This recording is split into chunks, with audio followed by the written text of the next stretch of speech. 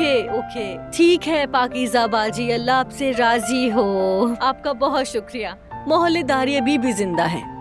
जी ठीक है पाकीज़ा बाजी, मैं उन्हें ये बात बता दूंगी। आप भी कभी आइए ना रेस्टोरेंट चाय पीने के लिए। आप तो वैसे भी हमारे रेस्टोरेंट में एक दफा भी नहीं आई हैं। प्लीज आइए ना, हमें अच्छा लगेगा। ठीक है पाकीज़ा बाजी। कौन? हाँ आ गई है, हमने भी देखा। जी हमें भी समझ नहीं आया वो क्यों आई।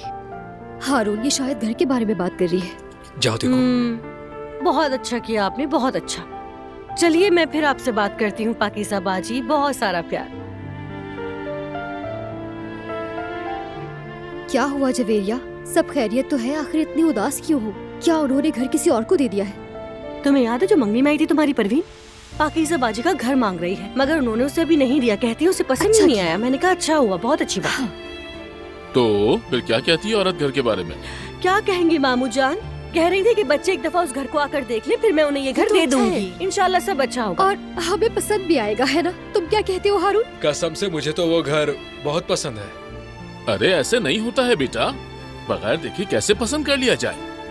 बेटा फौरन जाकर उस घर को देखो, अभी बहुत सामान लेना है, बहुत कुछ बाकी है अभी तो। मामू जान ठीक कह रहे हैं, अभी बहुत सारी चीजें बाकी हैं। बात हो रही है तो बता देती हूँ। बेडरूम सेट और फ्रिज हम लोग देंगे, कालीन और पर्दे भी हम ही देंगे। ये लड़की वालों की तरफ से है। टीवी भूल गई तुम बेगम? हाँ याद आया, साथ में टेलीविजन भी देंगे। अरे आप जहमत ना करें, सब कुछ हो जाएगा। हमें इसमें कोई जहमत नहीं हो रही है बेटा, हमारी इकलौती बेटी की शादी हो रही है, करना तो है ना।